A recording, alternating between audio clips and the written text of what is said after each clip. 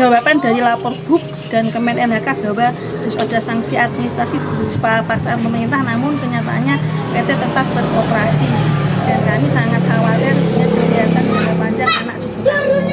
Kalau warga memang mengizinkan ini untuk menginginkan ini untuk dicabut, ya itu yang akan kita pertimbangkan. Tapi ketika warga tidak ingin dicabut, yang penting diperbarui, ya itu yang akan menjadi target kita. Tapi sejauh ini kita belum ngobrol ke warga karena semua berada di kehendak warga kayak gitu.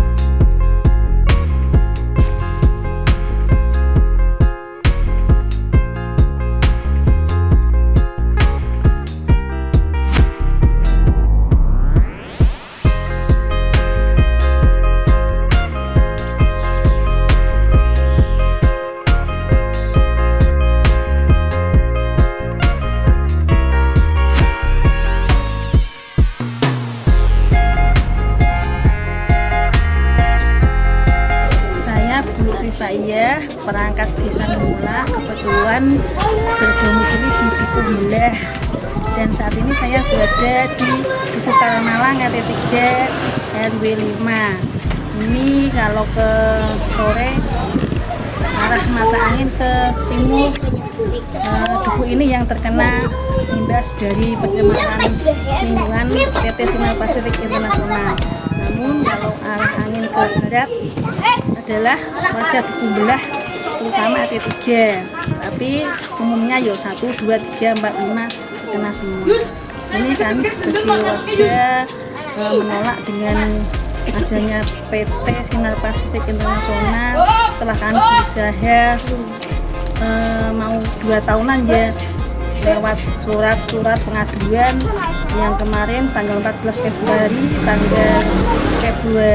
2023 jam 9 saya dapat jawaban dari lapor BUP dan Kemen NHK bahwa harus ada sanksi administrasi berupa paksaan pemerintah, namun kenyataannya PT tetap beroperasi dan kami sangat khawatir dengan kesehatan jangka panjang anak cucu kami dan kami tidak mau dikasih kompensasi berupa uang 300 per bulan karena tidak imbang dengan kesehatan anak cucu kami yang memiliki cita-cita yang ingin menjadi tentara, guru, bidan dan sebagainya. Mana mungkin kalau paru-parunya terserang dengan sabuk gerajen seperti ini.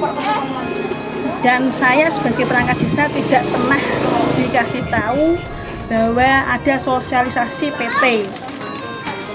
Untuk itu kami sangat mohon bantuannya dan sangat mohon Bapak Ibu yang mempunyai kewenangan kebijaksanaan, pemangku kebijaksanaan untuk membantu kami sebagai warga terdampak pencemaran lingkungan ini. Kami tidak mungkin mengkomplain jika kami itu untung, karena ini kami sangat rugi dan PT sangat untung, maka kami menolak dengan adanya PT ini.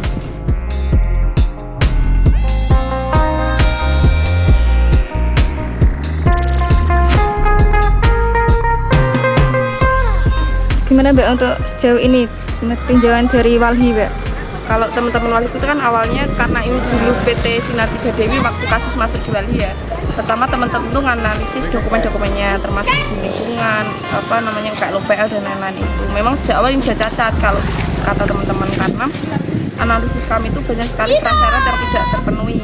Di UKLPL misalnya disebutkan ada diskolektor, kemudian ruang gawat darurat, ada pembatasnya, kemudian ada IPAL, ada tempat parkir dan lain-lain, dan itu ternyata tidak tersedia di dalam pabriknya. Tidak adanya diskolektor itu yang kemudian asumsi kawan-kawan adalah itu memicunya terjadi semacam kayak teman-teman lihat ada asap yang mengepul, kemudian ada abu dan bau menyengat itu satu kecacatan dari ini ya persyaratan untuk mendirikan pabrik itu. Yang kedua, secara sosialisasi pun tidak ada.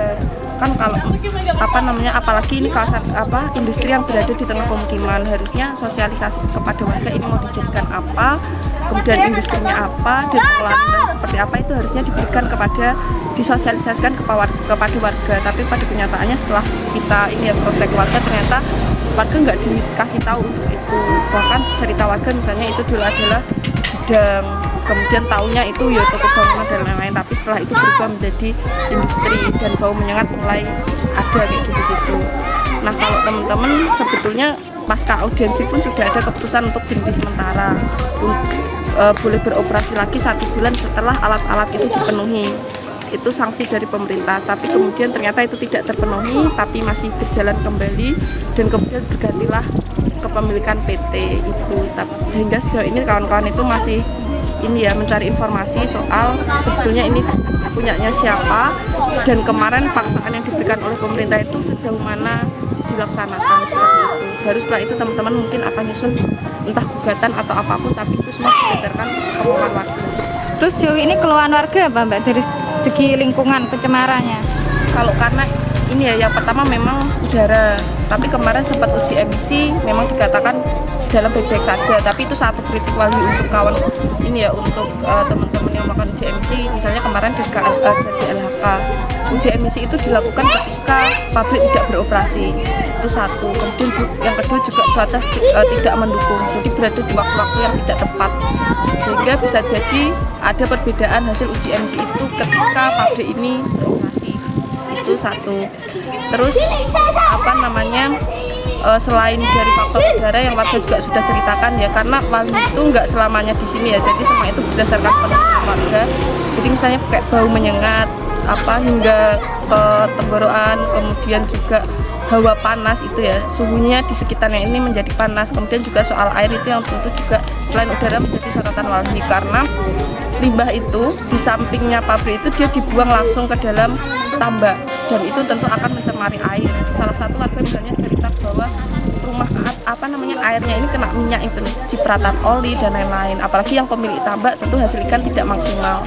Juga ada yang sampai kemudian tambaknya tertutup karena air ini menjadi keruh, entah itu zat kimia apa yang larut di dalam air itu. Gitu. Dua hal itu mungkin yang menjadi sorotan Walhi.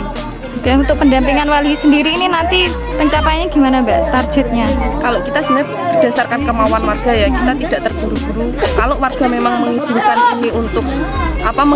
ini untuk dicabut, ya itu yang akan kita pertimbangkan. Tapi ketika warga tidak ingin dicabut, yang penting diperbarui, ya itu yang akan menjadi target kita. Tapi sejauh ini kita belum ngobrol ke warga karena semua berada di kehendak warga. Oke.